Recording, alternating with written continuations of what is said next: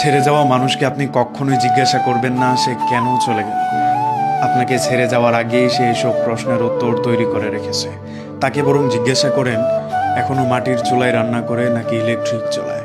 তাকে জিজ্ঞাসা করেন নুন আর চিনির ব্যবহারের পার্থক্যটা শিখেছে কিনা। তাকে কখনোই আপনি জিজ্ঞাসা করবেন না সে কেমন আছে।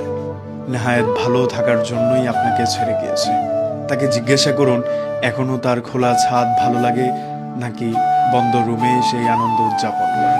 তাকে জিজ্ঞাসা করবেন না সে কিসে বেশি কমফোর্ট, বরং জিজ্ঞাসা করেন এখনো আগের মতো সমুদ্রের তীরই ভালোবাসে নাকি এখন একটু পাহাড়ের দিকে ঝোঁক জমেছে।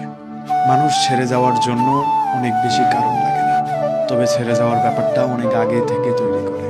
যে আপনাকে ছেড়ে যাবে সে কখনোই একদিনে আপনাকে বলে ছেড়ে চলে যাবে না, বরং দিনে দিনে সে একটা জায়গা তৈরি করবে। একটা প্রশ্ন করার জায়গা তৈরি হয়ে গেলেই সে আপনাকে ছেড়ে চলে যাবে। মানুষ যখন প্রশ্ন করার সুযোগ পেয়ে যায় তখনই মানুষ দ্বিপাক্ষিক মানুষটাকে একটা ফাঁদে ফেলে দিতে চায়। তখন তার একটা প্রশ্নের জায়গা হয়। প্রশ্ন করে যারা ছেড়ে চলে যেতে চায় তারা কখনোই আমাদের শুভাকাঙ্ক্ষী ছিল না কিংবা ভালোবাসেনি। এসব মানুষের কাছে অনুনয় বিনয় করে নিজেকে আবার ফেরত চাওয়া এক প্রকার বোকামি। তাদেরকে যেতে দিন, রাস্তাটা সহজ করে দিন, গন্তব্যটা চিনিয়ে দিন। তাকে একটু বুঝতে দিন আপনাকে ছাড়া সে কতটা অসহায়। একটা সময় পর গিয়ে সে যখন বুঝতে পারবে তার কাছে অনেক কিছু আছে শুধু আপনি নেই, তখন সে ব্যথাটা অনুভব করতে পারবে। একজন অনুসারী মানুষ কতটা বিকট পরিস্থিতিতে দাঁড়িয়েও সমুচ্চরে বলতে পারে আমি তোমাকে ভালোবাসি। এই জায়গাটা তাকে বুঝতে দিন, এই অভাবটা তাকে অনুভব করতে দিন।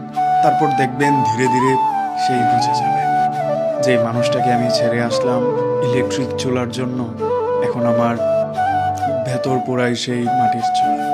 আমি যে মানুষটাকে ছেড়ে এসেছিলাম খোলা ছাদ বলে, এখন আমার এই অন্ধকার রুমে দম বন্ধ হয়ে আসে। এগুলো মানুষ ধীরে ধীরে বুঝতে পারে সমুদ্রের তীর আর গর্জন কতটা ভালো ছিল। এখন হয়তো সে পাহাড়ে যেতে পছন্দ করে, কিন্তু সে চায় না আরেকজনের সাথে। এই জিনিসগুলো মানুষ রিয়ালাইজেশনে যখন আনতে পারে তখন সেই মানুষগুলো পাশে থাকে না। আর যখন পাশে থেকে সেই মানুষটা চলে যায় তখনই একটা মানুষের শূন্যতা